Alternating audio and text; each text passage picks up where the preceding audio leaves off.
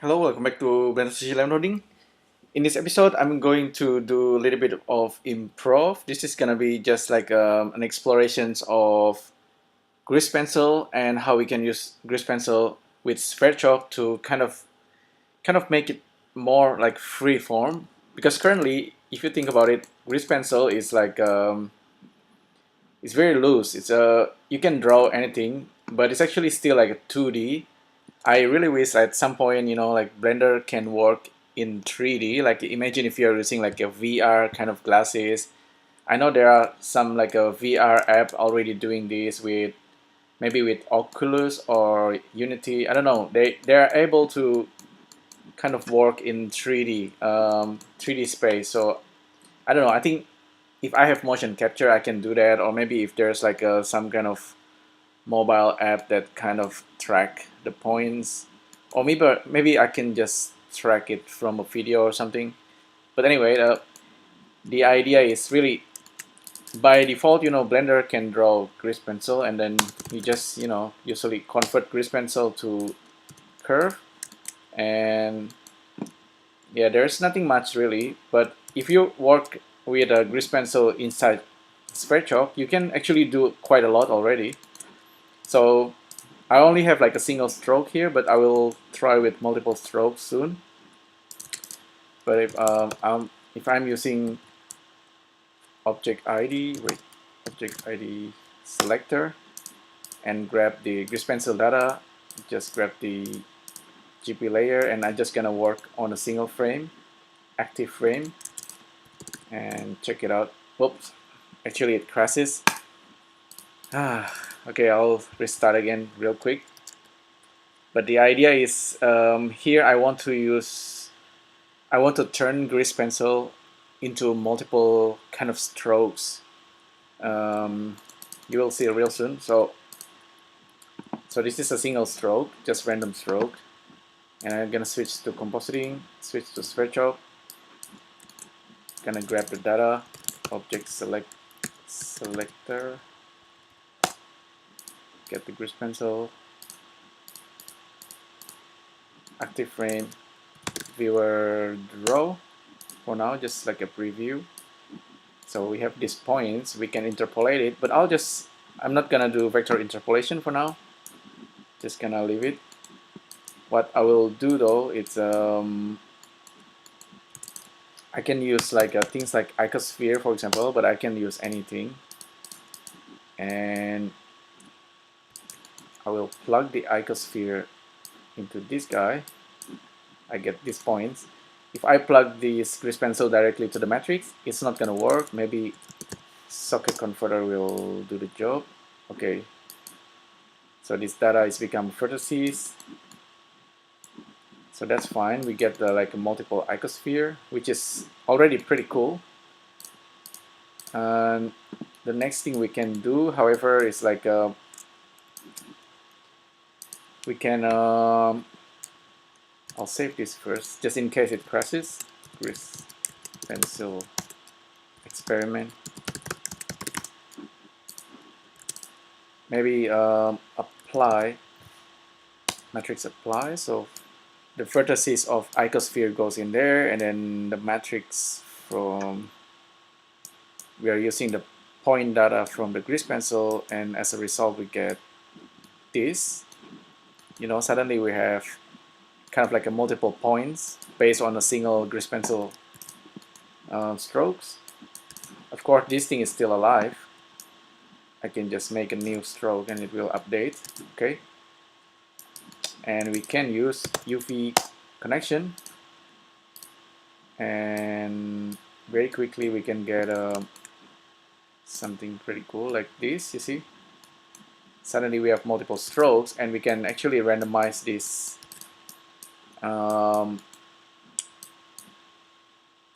think the quick one is if we use like a vector noise and vector math here, and just add the two together, and we get something a little bit more fluid. Maybe we can use multiply scalar here, and oh, actually not here, but more like at the back over here, so we can control how the noise influencing the line. We can actually make it a little bit more random by using the seed, I think. How many lines do we have? How many points the icosphere make? Maybe 1, 2, 3, 4, 5. I don't know. I'm just gonna guess. Plug this into the seed. Okay.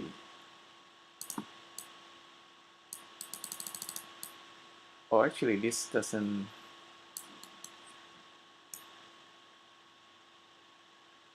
quite work. Maybe unless I make another UV connections at the back here.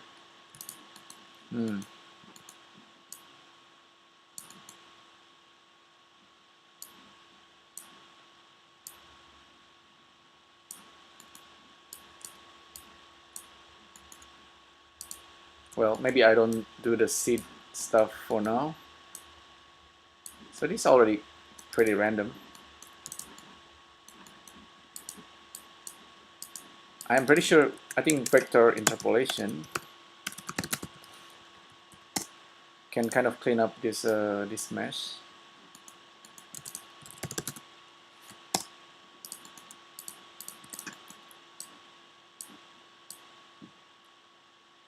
Yeah, I think this is actually better. Okay, let's continue. So we have this line. This is just, you know, grease pencil line. I wish it can be more fluid, you know. Currently, it's still like we're drawing on a plane. It's not in 3D, but imagine if you're like, you have someone dancing and then you kind of trace the strokes. Can be pretty cool.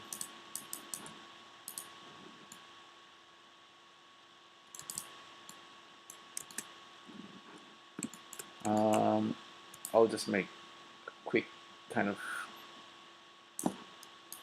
art.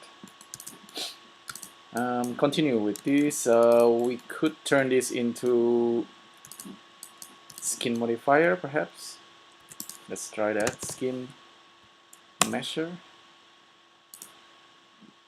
Plug this guy in. Plug the edge in here, and turn it into live object. We don't have the object out from this skin measure yet, but that's okay. If you want to modify it further, we can use another objects, maybe object out, objects ID out. So we can actually grab this skin modifier thing and plug this back in with pause modifier on, and we can continue to tweak our model. It can be a little bit heavy now. Yeah, it's very heavy at the moment. But yeah, like I said, this is more like an idea, like experimental idea.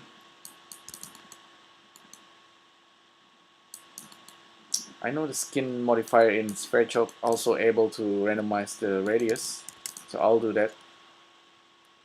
Random number generator, and plug this into this guy and make like very high value and then randomize the whole thing.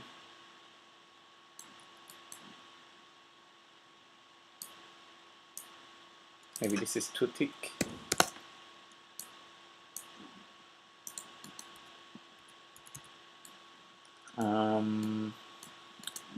Let's see, what can we do next? Really, I think there's a lot of ideas. I'm thinking maybe even like turning it into a cloth dynamic. If you like to do that, it can be pretty heavy with a high skin modifier here. Like, we don't need to actually use the subdivision, and then just assign a cloth and see what happens. With cloth we need to start from frame 1, I think.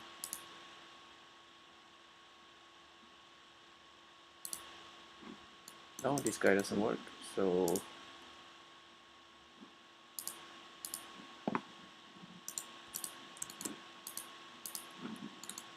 Oh well, gone too far, I think. But yeah, this is basically like, this is the idea. Okay, you make like a grease pencil stroke and then turn it into something that's a little bit more interesting instead of just like, you know, a single stroke.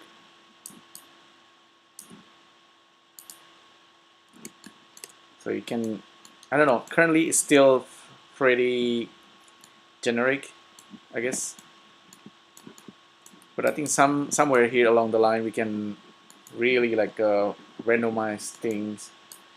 Um, I think maybe skin measure is not the right way to go. I actually like to use the polyline viewer. This guy will generate a single curve object. You see, and it's kind of nice. It's actually with this guy plugged into this, we get just a single curve, but it creates this quite interesting pattern.